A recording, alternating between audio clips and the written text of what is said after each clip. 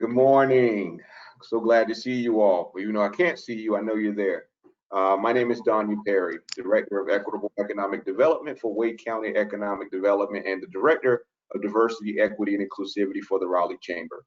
Thank you for joining our second seminar development series. We have exciting content planned for you over the next few weeks that covers important topics in economic development and our local economy. First, I have to thank you to our Raleigh Chamber members, edge investors, and our many partners for continuing to support this community and each other during this time. We also would like to make our we will also like to thank our officials who have joined us today for their continued leadership. Yes, how are you? Appreciate the support of all of our I'm hanging in there. Because of their commitment to the summit, we are about to bring you information, resources, and tangible takeaways in a virtual format. Before I get into talking about and thanking our sponsors, I just want to appreciate all the folks. Congratulations. To get this work done. Sounds like we have a little bit of background noise, so I'm going to ask for folks to make sure that their computers and phones are muted. So, back to our sponsors. I'd like to thank our gold sponsor, Sweets, our silver sponsors, the City of Raleigh, Office of Economic Development and Innovation, Highwoods Properties, Inc., our bronze sponsors, Carolina Hurricanes, Martin Marietta, Raleigh Advocacy, and also Wake Technical Community College. Thank you again to all of our sponsors. During the seminar, let's stay connected. Join today's discussion on Twitter. You can use the hashtag EconDevSummit20. That's EconDev Summit 20.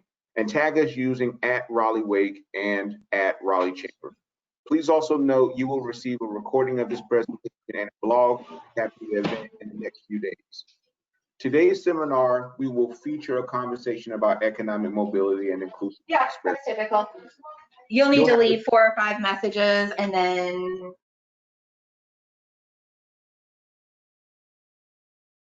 Brookings Institution and 2 of our local leaders. The conversation will focus on current city and county efforts to support inclusive prosperity, equitable economic development, and economic mobility in Wake County. In a moment, you're going to hear from Merrick Gutman as he will discuss the frameworks for creating an economic ecosystem for inclusive prosperity and regional competitiveness. We'll also talk a little bit about analyzing the region's assets and opportunities in reducing inequities and growing the middle class. And then lastly, identifying drivers for community success and inclusive prosperity for the future. And following Merrick's presentation, Mayor Mary Ann Baldwin for the City of Raleigh and Greg Ford, Chairman of Wake County Board of Commissioners, will join us for a panel discussion. At the end of the panel discussion, we will be answering questions from you. We'll invite you to use the question function, not the chat function, to submit questions that will be shared with me. At any time during the presentation, you can submit your questions, so please stay engaged. So now, my honor, I'm excited to introduce our 3 presenters today. You'll first hear from Merrick Gutman, and he is a non-resident senior fellow for the Metropolitan Policy Program at Brookings Institution. He focuses on bridging think tank perspectives with real-world action to increase the vitality of cities and metropolitan areas. Merrick engages public and private partners in more than 30 metro areas and 20 states, as well as national interests to advance the adoption of the program ideas. He also leads the Global Cities Initiative, a project launched in 2011 to help U.S. and international metro areas strengthen their global economic connections and competitiveness. Would also like to introduce you to Mary Ann Baldwin. She has served 5 terms on the Raleigh City Council from 2007 to 2017 before being elected mayor in 2019. Mayor Baldwin currently serves as the chair of the council's Safe, Healthy, and Vibrant Community Committee and is a member of the council's Economic Development and Innovation Committee. Her goal is to make Raleigh an inclusive, welcoming city for all of its residents and a place where our children can afford to live, and also a leader in innovative housing solutions. Greg Ford is a member and chair of the Wake County Board of Commissioners representing District 6 in North Carolina. In this role, Chair Ford is leading county-wide efforts to support education, affordable housing, social and economic vitality, and behavioral health. His background is in education, having worked as a teacher and then as a principal in Wake County public school systems for over 17 years. So thank you all for being here, and we're going to go ahead and get started. I'm going to ask for Mayor Baldwin and Chairman Ford to please turn off your cameras and go on mute, and we'll bring you back a little shortly. So Merrick, how are you doing, sir? You're on mute. In my best possible angle here. I love that angle. So I'm going to give it to you to kind of start us off with the perspective and an overview of the importance of economic mobility to create an inclusive economic ecosystem. Terrific. And can you see my screen all right? I have a slide up there. Yes, I can. Okay. So thanks very much for inviting me to talk today. This is an extraordinarily complicated issue, and it's increasingly getting attention because of a combination of health and social justice movements that have impacted us over the past several months. But it has been a topic around inclusive economic growth, equitable prosperity, deep prosperity that has emerged among the economic developers, I'd say really over the past 3 to 5 years as a theme. And what I want to do with you today is to walk through kind of a framework for what the underlying issues are, how to address this topic, what the challenges are for economic development perspectives, and give just a couple of examples of what's going on around the country that may be interesting and adaptable to the work you all are doing in Wake County. So first, I wanted to say there are 2 core principles that are underlying all economic development kind of approaches that we want to take into consideration. One is, what are the drivers of economic competitiveness? It's led by a focus on traded sectors versus locally serving businesses, talent and innovation, and it's supported by the infrastructure, the physical nature of connectivity, as well as governance, how the public and private sectors work well together, what the business environment is, et cetera. But we can distinguish this as traded sectors, talent, and innovation as the real drivers, and infrastructure and governance as enablers. It's important to take this into consideration because it tells you where you can have real influence over interventions as economic development, workforce development, or other actors in a region. The second is just the geography and organization of the economy. And we're talking here about Wake County. From my perspective, there is really a functional economic area that connects Wake County, or Raleigh, and Durham. And there's a lot of economic and talent exchange between those 2 metropolitan statistical areas. As you think about the scale at which the economy works, which is not by individual jurisdiction, and the fact that it's across sectors. So there's responsibilities for higher education, workforce, government, community development, and businesses, as well as people who are professionally engaged every day in economic development activities. There are a lot of macro trends that are impacting the trajectory of the economy. I'll make sure that you all see this deck afterwards. So I'm not going to go into detail, but there are 4 big trends that have really impacted us over the past 20 years. Increased globalization, agglomeration, that's the kind of concentration of assets into fewer and fewer large places, rapid technological disruption, and very robust demographic changes, which are shaping the workforce in various ways and impacts on educational attainment and skills. What those things have been leading to is a big trend about lots of job creation in the lower wage category, a lot of job creation in the very high-end, high-skill category, and this hollowing out of middle skill, middle income jobs that are quality, able to access the middle class, and also don't necessarily require a 4-year degree.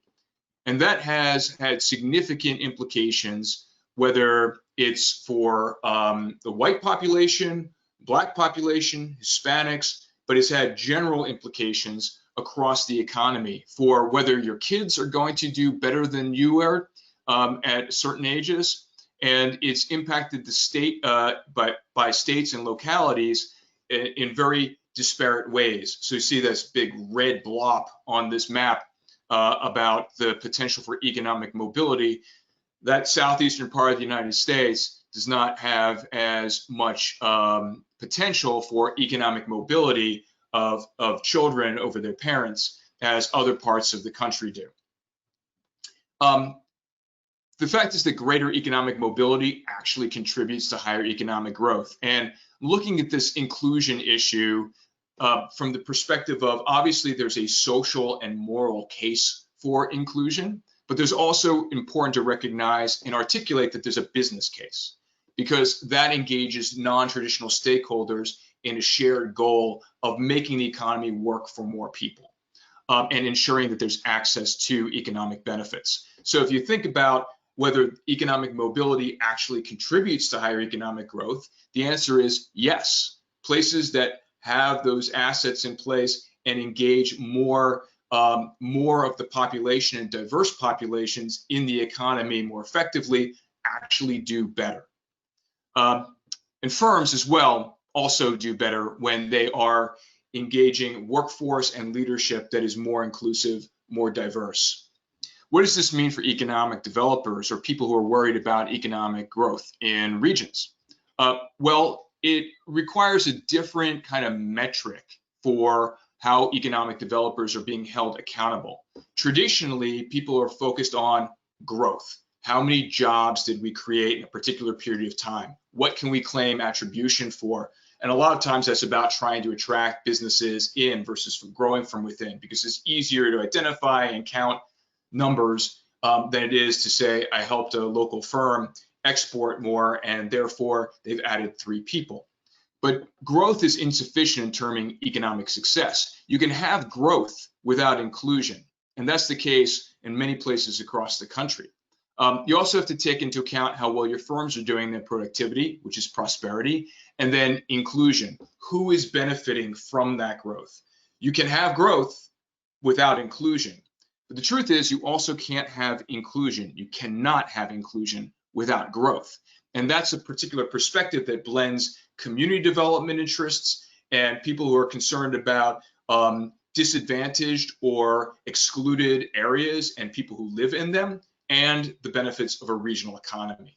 So there are lots of different metrics that can be applied that are, again, not typically considered in economic development or by economic developers, because they're not held accountable for that. And candidly, they're not funded to do that, even though the pressures are on now to think more broadly about it. And those include growth, prosperity, inclusion, but also elements of racial inclusion and geography, as I mentioned. Quick snapshot then for the Raleigh MSA. You actually are doing really well in a lot of categories relative to other places. So Raleigh MSA is population over 1 million, comparison population over 1 million, and there are about 53 of those very large US metros. And in terms of change over time, you're ranking really high in those elements of growth, prosperity, and inclusion. You're also ranking relatively high on elements of racial inclusion. But you see, in terms of closing the employment rate gap, median earnings gap, and relative poverty rates. But if you look at these numbers, you also still see that while the gap is closing, there is a big difference between the white population and people of color. I want to share you just very quickly the Durham MSA snapshot, because it looks different, even though you have a lot of overlapping commuting patterns, shared workforce activities, and so on. And you can see that there's a differential in terms of performance and success for Durham versus Raleigh if you're breaking out according to those geographies. Now, how does this play out in terms of some a further analysis and some tactics? First of all, we look beyond those big trends, and you have to think about what level of wages and enables different family households to achieve self-sufficiency. This is an example of work we did in Detroit that breaks out what it looks like to be able to reach that middle class status, have savings, and still account for the market basket of goods that everybody has to worry about with their families. And from that point, you can break down who's actually a struggling worker. Because what we want to concern ourselves with is not just those job counts, but the job quality.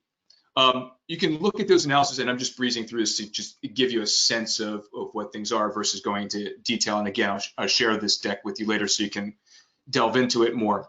You can set different levels of reduction of proportions of families and kids that are in, workers and kids that are in families that struggle to make ends meet, and identify what wage points you want to hit. And then you can look at who occupies jobs by job quality, by gender, by race, and by age and educational attainment, and build up a model, a view of occupations and what different occupations offer, who's occupying those higher quality jobs and why are they not, and what are the concentrations of different job qualities across industries and sectors, by the proportion of good or quality jobs and accessible jobs that they're creating, and by the proportion of jobs that they represent in an area versus the job quality.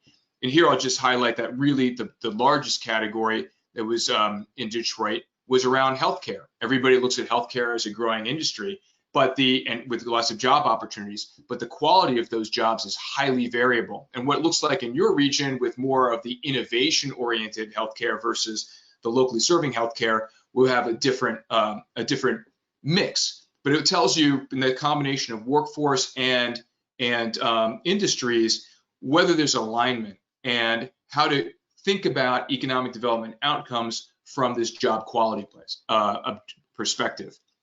Lots of places around the country are taking a look at that. We've experimented at Brookings with some of those, and others are doing this independently. And I think that there are a couple of things to think about with regard to inclusive economic development and action in city regions or regional economies. One is that there are a couple of characteristics. People who are focused on this, for all the reasons I identified up front, have a couple of challenges. One, commitment, that there's just too little effort in this, even though there's recognition. Two, information, that you're focused on sort of the wrong things and influencing. Three, strategy. This is the classic case of it's not a strategy if the opposite of doing this would be stupid. And then third is alignment. There are economic developers or even individual businesses that are doing the right thing, but they don't control all the levers like workforce issues to have a big impact, or because they're coming at it from a particular perspective, they actually are not engaging with communities and end up alienating some of the people or enablers that they would like to serve. A couple of quick examples. What does it mean by a commitment challenge? Well, there's a survey that said to broad populations, for every $100 in income, what a white family earns, what do you think that a black family earns? And the average response was, oh, $86. The actual reality is $57. And then the recognition about talent and where it's coming from is also underappreciated within a region, thinking you're going to attract a lot of people from outside versus increasing capacity from within. Information. This was the question about what do you think in terms of bad jobs? Is the issue skills levels, or is the issue the availability of quality jobs? And where do you want to focus that attention? In Denver, in the Inland Empire, in Indianapolis, these were all things that were unveiled that we need to think about that job quality metric versus saying we just need to skill people more for educational attainment, and have higher levels of educational attainment, but the jobs that exist in the region are not going to still reach that middle class self-sufficiency status. The issue about definition here is really important, because what does inclusive growth mean? This is the strategy question.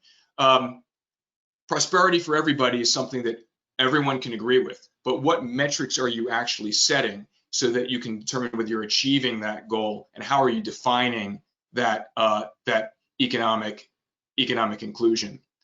The problem for economic developers is, again, they're being held accountable for certain things, and that they need to promote, hey, we're the most livable place. We're having fantastic results in terms of entrepreneurship. But the other parts of the economy aren't working very well for benefiting the whole set of residents in the region. The opportunity here is, though, that economic developers are in a perfect spot to be a fulcrum or facilitator for a job quality, job access discussion, bridging business perspective with community perspective. And that is a distinctive position, even though economic development has not been focused on it or is fully equipped to deal with that in many places. What are some observations about how to take action? You need a shared fact base to understand what this really looks like underneath those high-level numbers about we're doing so well. And then what's the case for business so that they were able to commit and sustain that effort from the economic development side versus the community social justice side. How do you do that? Do research, break things down, identify where the real issues are in places. Denver, I use for you all as an example because it's a hot market, it's doing really well. A lot of the characteristics of Denver in terms of performance or across that broader set of metrics are high, but there's still a big gap in particular areas that can be where interventions can play an important role. So you identify that, you identify where you want to have interventions and what those specific targets are versus generically, we want to have everybody have access to prosperity. And then there are a whole set of different individual tailored tactics, examples around the country, some places that are explicitly working on inclusion, or some efforts that aren't as a strategy, some efforts that are just proving to be successful on their own. And then you can organize for action by economic development, all shared together, working alongside the workforce, as well as inspire actions by individual firms. I think one example of that is in Indianapolis, when all this analysis was done with the business leadership organization there, thinking about how to reframe their objectives for economic development and how the success is measured. The results of the analysis led companies to say, well, we're not actually moving up incumbent workers into higher levels. We are not actually paying workers enough to even meet this self-sufficiency standard. What can we do about that? And our hiring practices are exclusionary because there are a lot of jobs that we have that are actually good paying jobs that don't require that 4-year degree, but our default is we are requiring the 4-year degree as a threshold because it's easier to deal with. Finally, there are going to be tensions and trade-offs to all of these discussions, and I include one example here. It's a question of prioritization of your resources and effort. A traditional economic development approach is we need more high-quality jobs, we need tech-driven jobs, so we're going to invest in that. And the result of that is a lot of job creation and a lot of high-skill, high-paying job creation. For the same level of resources and effort, you could say, we need to deal with doubling minority entrepreneurship. And it's a lower job creation threshold, but it's a more equitable outcome. We're all constrained by resources. And so the issue is prioritization of effort, where we can achieve the maximum result on both sides. But this is trade-offs. And if it's going to be a core part of economic development in terms of mission, then everyone has to recognize that those trade-offs have to happen and they have to be supportive of those kinds of activities and the cross-sector efforts that are required in order to really impact the kind of metrics that I led with. I will stop. Thank you very much. And again, I'll share all this deck with you so you can look at it. But hopefully that is a decent foundation for the conversation about what's happening in your region. Oh, absolutely. Oh, Merrick, that was such great information. And I think this is going to really help kind of tee us up for a good conversation. And I have some questions. I'm going to invite Mayor Baldwin and Chair Ford back into the conversation. And we'll start sort of I'll throw out some questions and we'll start a really informal conversation about all the nuances and some of the data that you presented in relationship to inclusive prosperity. You know, one of the things that was interesting with our last forum with Ted Abernathy, he presented a lot of data and provided us really an overlook or outlook of the economy, and really compared it to sort of, let's just kind of use the pandemic as sort of a pre-pandemic, post-pandemic benchmark. He gave us sort of the elements of what our economy may look going into the future. So recognizing that our community has been dealing with the pandemic, and also let's add in the re-energized, focused around social justice and dismantling systemic racism. You know, what do you think our community goes from here?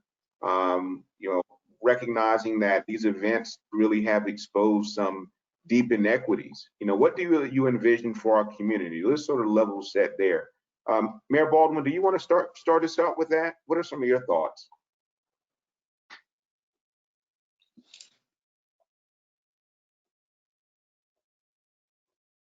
We may be having some technical difficulties.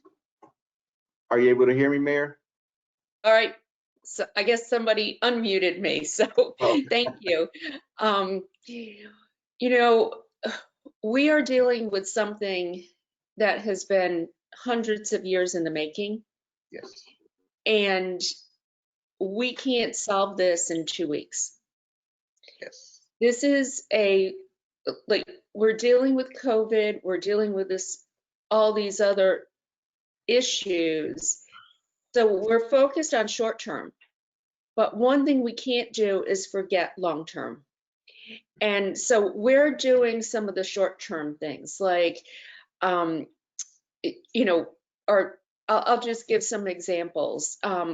We've worked with Launch Raleigh, which is focused on helping and mentoring and training minority entrepreneurs.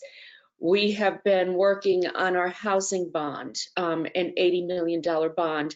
I firmly believe that without stable housing, we cannot make progress. If, you know, we have families living in hotels right now, how can your child get a healthy meal? How can your child study? How can your child just be a kid? There's no access to recreation. I mean, housing, to me, is the number one thing that we can do something about, and I firmly believe that that will help us in all other areas. We're also working right now with the Chamber and you, Danya, on I would say, a visioning exercise for how do we become that that community that leads on social justice issues and brings everybody together to have positive discussions and bring forward solutions. So, you know, I'm a firm believer, you know, these are some of the steps we can take, but I'm gonna just mention this to Greg too. We as a county and a city and a Board of Education have to do a better job of working together. We can't afford to work in silos. And I think we have gone down that road, and we have started those discussions and have built those relationships. But I think that taking it to the next level is really important. Before COVID, I had asked for a meeting between the City Council, the Wake Commissioners, and the Board of Education to discuss housing. And now we have more to discuss.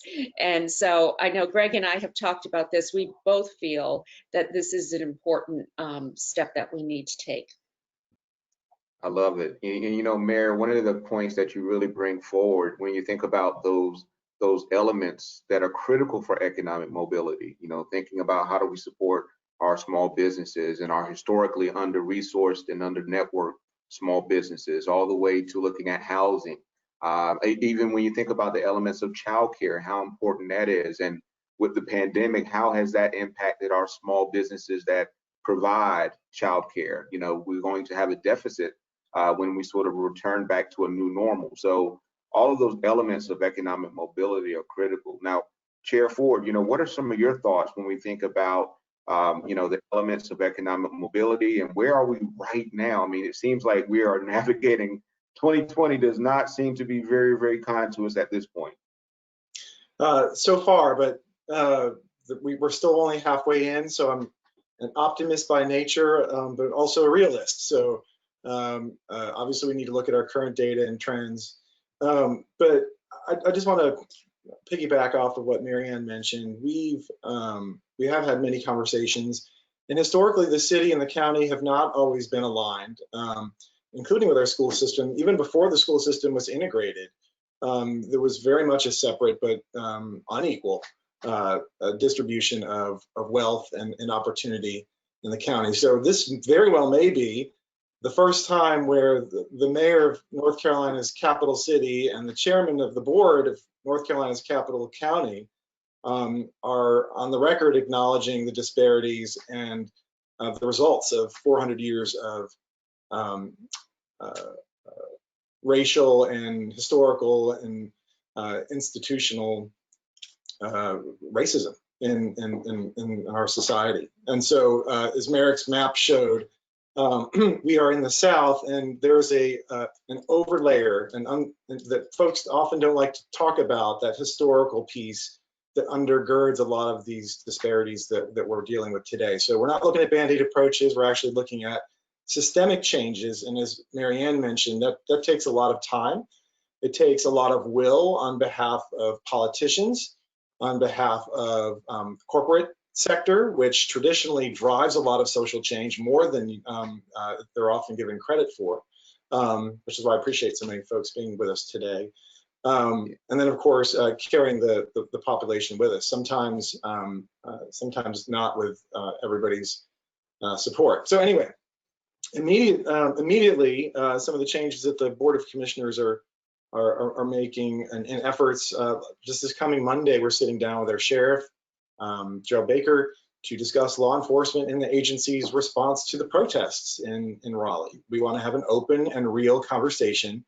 Our statutory role as a Board of Commissioners in the county in North Carolina is to provide funding for the sheriff, but he or she, as an elected official separately, has their own statutory authority and what they do with that. But we want to have conversations about how the resources that we are funding are being used. And it's an opportunity to, as Marianne mentioned, to build those bridges and relationships that have traditionally been siloed and sometimes hostile relationships, quite frankly. That afternoon on Monday, we're talking about funding for community organizations. So in addition to the role of law enforcement in our community and how we can continue to support independent organizations that enhance and improve and try to level the playing field is a big, I think, symbolic gesture, let alone a realistic one. Real quick, today, as you all know, is the first day of fiscal year 2021. At least for us here in Wake County, we did not hashtag defund the police, but the department was included in deep cuts that we had to make due to COVID-19. The sheriff's budget was cut by about $3.6 million, mostly vacant positions. And then there's symbolic leadership, just a small step, but this year, Wake County, we've celebrated Pride Month and also Juneteenth.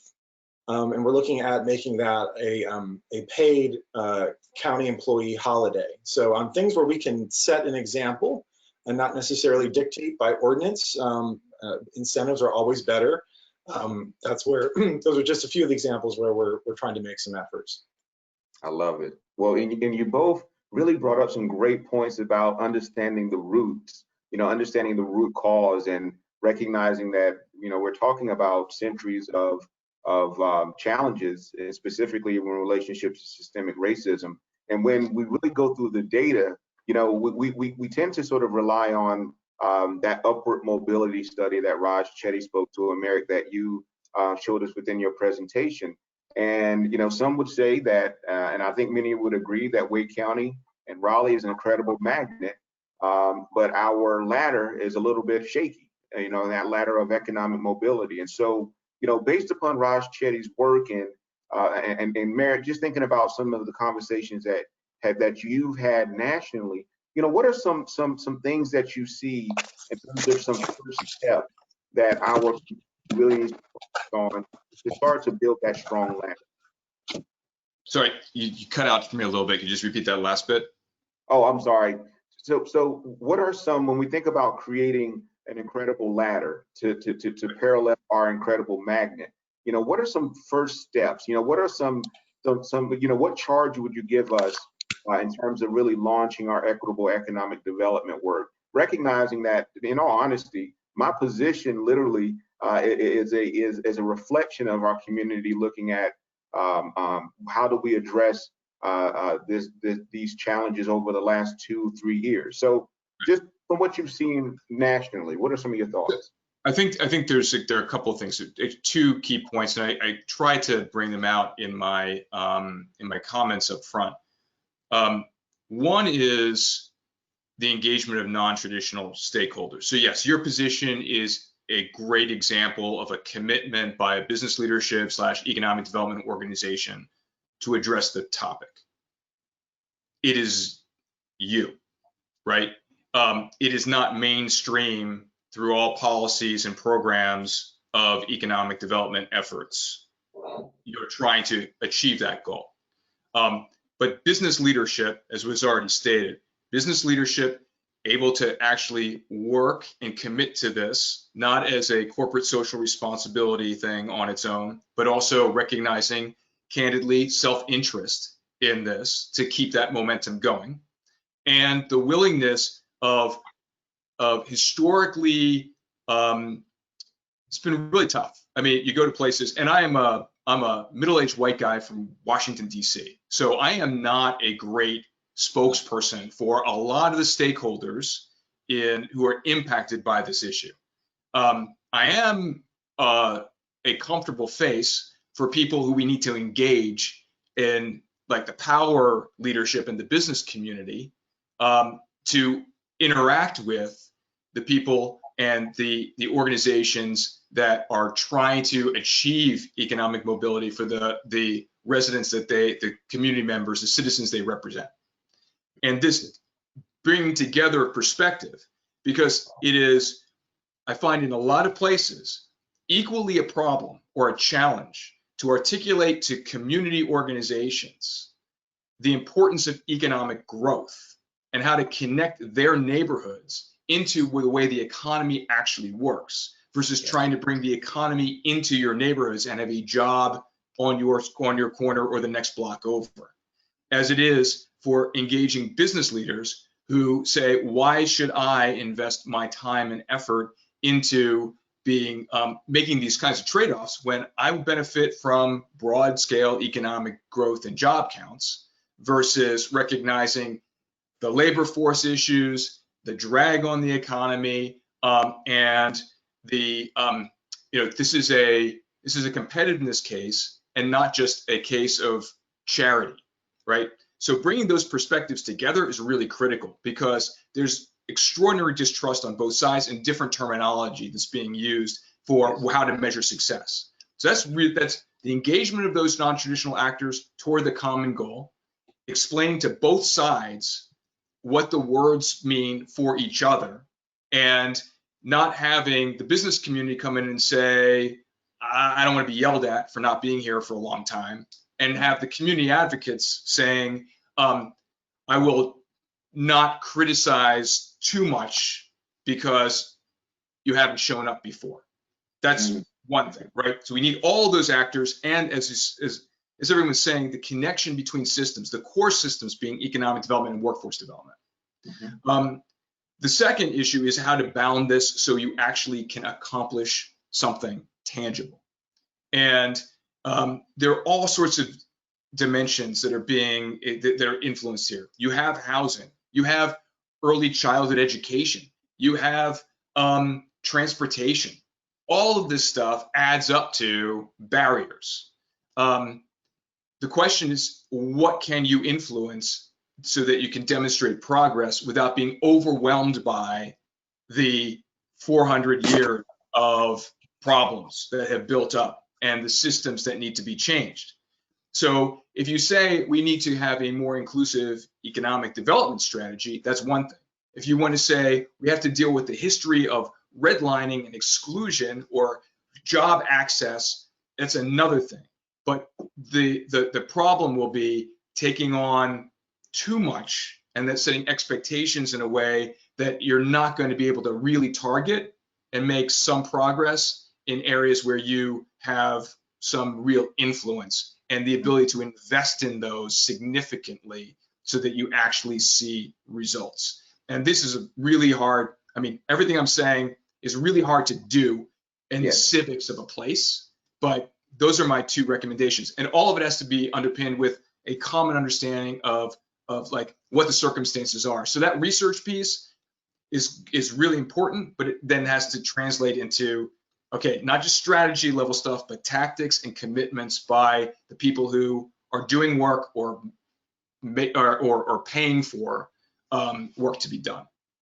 Oh, you're speaking our language, and both at the city and county levels, we're having these conversations about truly understanding the levers of that change and to change the infrastructure, if you will. And one of the things that I think, and Mary, you kind of talked about this earlier, one of the levers of trying to help, resurrect the economy in relationship to what the pandemic has done. But again, they still have been disparities before that. Ted Abernathy actually shared that the business sector could potentially is vulnerable. I think he said 40% is vulnerable to closing to our small business and entrepreneurship sections. What are your thoughts? How do we help to, and what are we doing currently to help kind of create the resurgence of our small businesses? I'm sorry, those were my dogs barking. I love it. Just a virtual meeting moment. What can we say? Absolutely. Danya, some of the things that we've already started, I mean, with Innovate Raleigh, that is support for our small business community and entrepreneurs. I mentioned Launch Raleigh, Awake Tech program. Katie Gales has been working with minority businesses, ensuring that they are mentored, trained, and have a firm grounding. One of the first things we did as a city council was create $1 million grant program for small businesses. And then myself, Adrian Cole, and Jim Hansen from PNC raised over $500,000 from our corporate community to support that effort as well. I know that the county is also standing up I don't want to steal your thunder, Greg, but I believe a $5 million small business loan fund, which is awesome. I mean, some of it is financial, but we also hear back from, one of the interesting discussions I think that I've had with our corporate community through all of this is they recognize that they need to be committed to diversity and inclusion. And having those conversations, like serious conversations for the first time, like what can we do? How can we move this forward? So I'm continually talking about partnerships with our HBCUs, with Shaw, with St. Aug's, with William Peace, with Meredith College. 4 sources right there of a diverse workforce. How can you develop those partnerships and programs? You could have, just an exceptional opportunity to really set the stage for what workforce development looks like, and a commitment to diversity, equity, inclusion. One other thing that I think there's 2 things. We as a city run a digital connectors program. It's an application-based program. It's my favorite program that we do. I want to grow it but we need our corporate community to help us do that. So every corporate entity I talk to, I mention digital connectors. Right now it's 15 young people, it's application-based. they would be the first person in their family to attend college. The idea is that we train them digitally. They go back and train their families, their grandma, their grandpa, their aunts, uncles, people in their community on digital literacy. And every time I have interacted with this group of young people, I went to one program at the beginning and then program toward the end. Their confidence, their poise, it just grows. The other thing is they get to visit different companies. And then when they go to a Citrix or Red Hat, they get to see what they can be. Absolutely. You can't be what you can't see. And that's why I love that program. It shows these kids what the opportunities look like and where they can be in this world. It gives them not only motivation, but they can actually see it and experience it. So one of my things is, okay, I want to expand that digital connectors program. The other thing is we have to stop demonizing vocational education. That's where we can have incredible opportunities in the job market. I don't know when vocational education became bad, but we have to start actually talking about the opportunities provided. Wake Tech's Automotive Center, for instance, kids coming out of there will make $70,000 a year.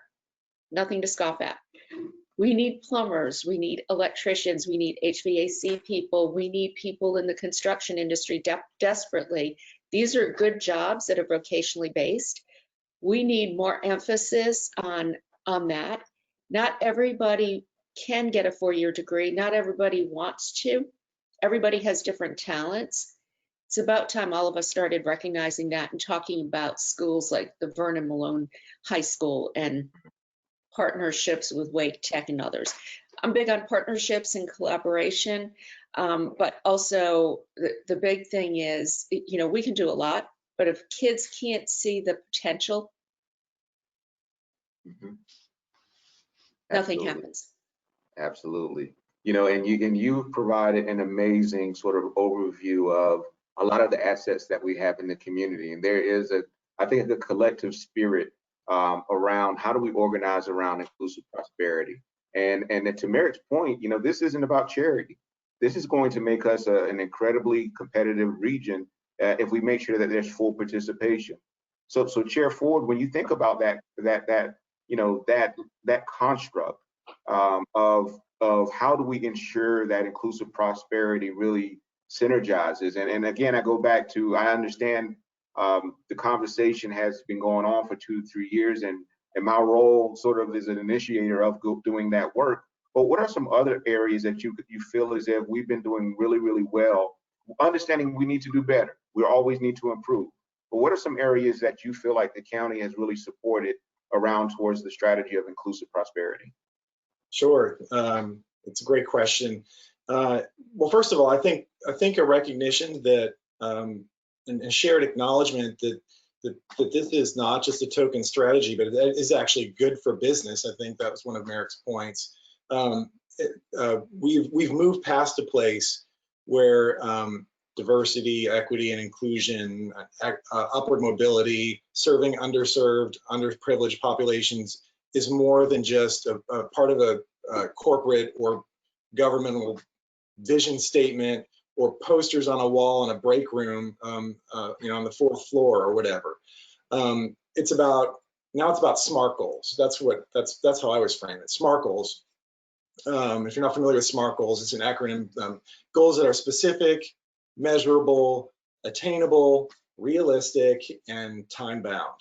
And so that built-in accountability, I think, helps. And so having measurable goals built into your model, whatever it is, your business model, your mission, how your budget and your calendar reflects those as values, I think that's important. So I'll highlight a couple things that we're doing in the county. One is a targeted area growth tier. we want to make sure that we have policies in the county that ensure that Wake County's growth occurs throughout the county. We have 12 municipalities entirely within the county, and then three others that kind of spill over into our county boundaries.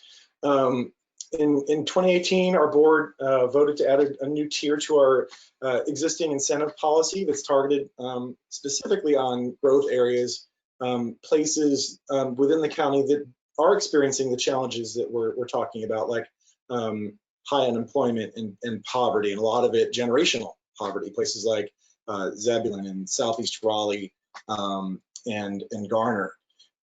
So by promoting and addressing equitable economic development in our most vulnerable communities, we can support job growth and investment in these areas that I think need it the most. So, for example, last fall, our first company, Schmaltz, used this new incentive. We were there to ribbon cutting to expand its operations. It's a German advanced manufacturer, and they're adding more than 60 jobs that pay an average of $70,000 a year and expand its North American hub. So things like that I think are important. The other piece, Marianne mentioned, affordable housing. You know, if you're familiar with Maslow's hierarchy of needs, it's right there at the bottom of the pyramid. Housing, food, shelter. It's really hard to build the structure of a healthy economy and society on top of that if you don't have stability at those bottom bricks. So here in Wake County, which is often referred to as a boom county, a rich county, the acknowledgement through these conversations that we're having here that is not equally distributed. We have, of our almost 1.2 million people here in the capital county, 250,000 live at or below the poverty line. That's a stat that's often not talked about. That's also an opportunity for growth through things like Wake Tech. So we've invested $15 million in affordable housing in our budgets in the last couple of years. We established what didn't exist in Wake County, an entire department on housing affordability and community revitalization, not only to create new opportunities, but to protect existing ones, leveraging money with our partner agencies in the community to provide more affordable housing units. And we're up to about 600. And then related to that, workforce housing, that's obviously a key piece here. People earning $39,000 a year or less. So folks like teachers, like when I started out in Wake County as a teacher, earning $1997, $21,500 a year. That's tough even in $1990. So making sure there's affordable housing for folks that can then live and prosper within the county and to which they're contributing. I love it. Well, you know, we are now going to solicit some questions from the audience. I took a couple, but Merrick, I'm sort of going to give you this one sort of as we close. You know, have there been any, can you give us any success stories in moving the needle away from the four-year degree being a baseline for entry-level jobs? Is there any cities or regions that you would say that has really, really shown some progress in that area? Yeah, well, I think progress in that area takes a long time, and Yes. you're dealing with economic development cycles. So I think that the efforts really began in earnest to focus economic activity. Maybe the earliest ones were about like 3 years ago, but started going through processes. I gave the example of Indianapolis. But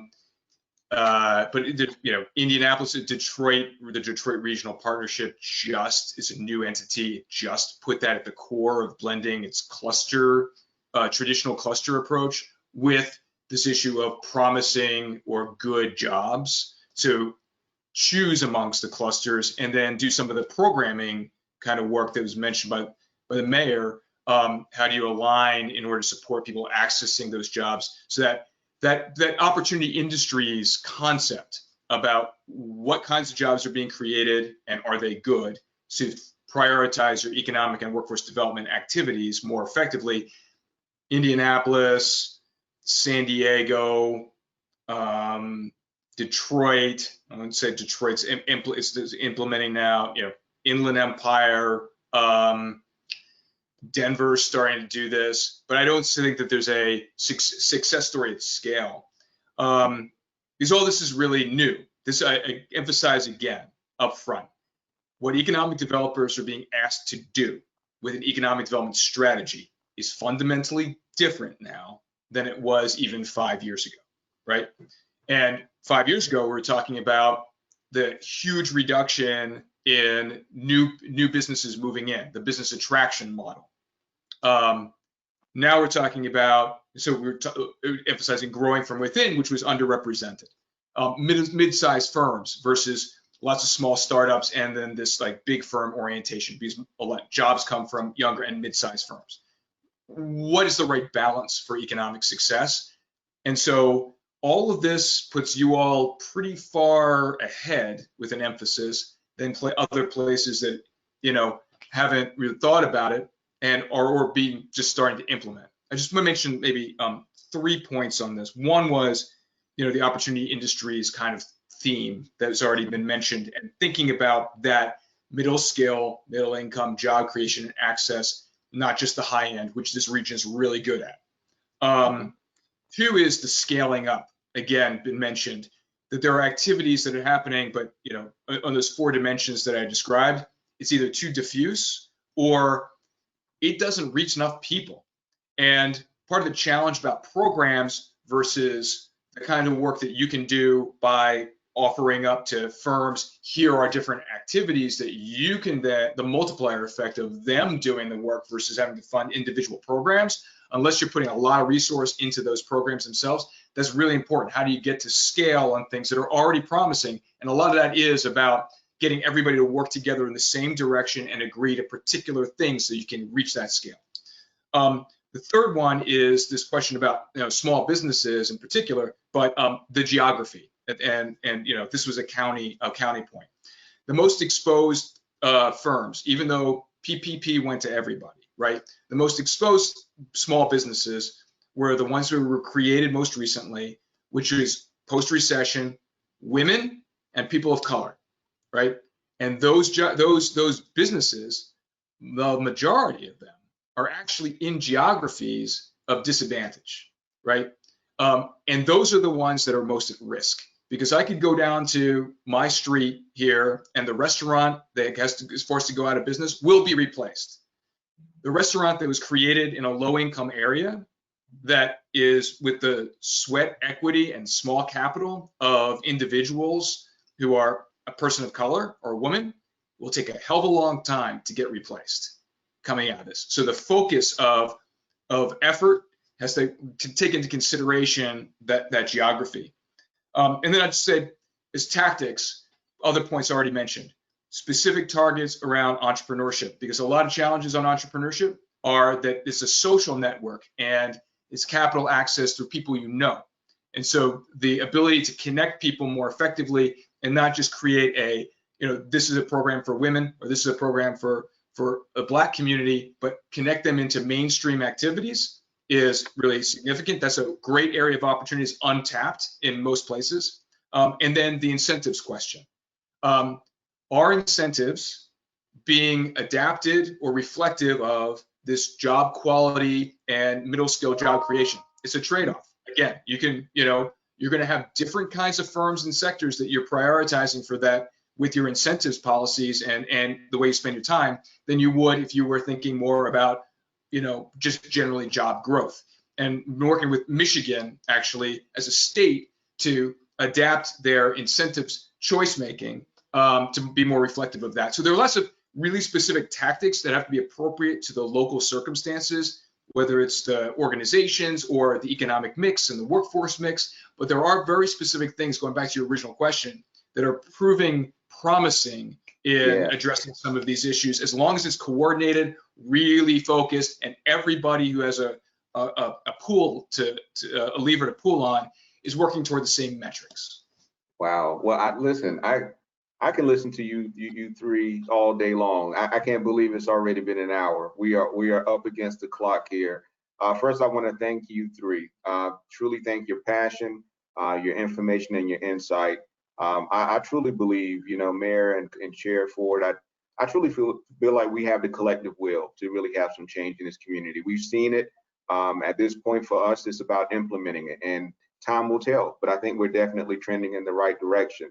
What I like to do is right now, we're going to conclude the conversation. We want to thank our sponsors again for helping us support this event. Again, our gold sponsors, Credit Suisse, our silver sponsors, the City of Raleigh Office of Economic Development and Innovation, Highwoods Properties, and also our bronze sponsors, Carolina Hurricanes, Martin Marietta, Raleigh Advocacy, Wake Technical Community College. Our next seminar in the series will be on July the 8th at 10 a.m. We are going to have a conversation on talent and survey results from the regional skills analysis. You're going to have a chance to hear from Mike Hogan, research economist at RTI International, and Ashley Cagle, assistant executive director, Wake County Economic Development. If you haven't registered for the entire summit, you can register for the individual event at raleighchamber.org. In the coming days, you'll receive a recording of this conversation along with the blog recapping today's virtual events. And I just want to end with just some really quick takeaways from this conversation. One, we recognize that inclusion truly does give our region a competitive edge. It's about the return on your investment. Two, we need to really do an analysis, or the importance of analysis and disaggregating our data to give us a real true narrative of our ecosystem, to identify the gaps, and which provides us an opportunity for a more targeted approach. And then lastly, the sweat equity of all of our partners. Michael Haley always says, economic development is a team sport, and we recognize that it needs to be something that we rely on from every part of our community to ensure that this is going to be a success. So again, thank you all so much for participating in this conversation. Everybody take care and have a wonderful rest of your day. And Danya, I'm just going to say one thing. Sure. Greg and I are committed to working together, and you are going to see that joint meeting take place, even if it's just maybe the chair and vice chair and the mayor and the mayor pro tem, hopefully the Board of Education as well. Governing is a team sport too. Absolutely. That is our commitment. I love it. Thank you both, and you all take care. Tell your dogs hello, Mayor.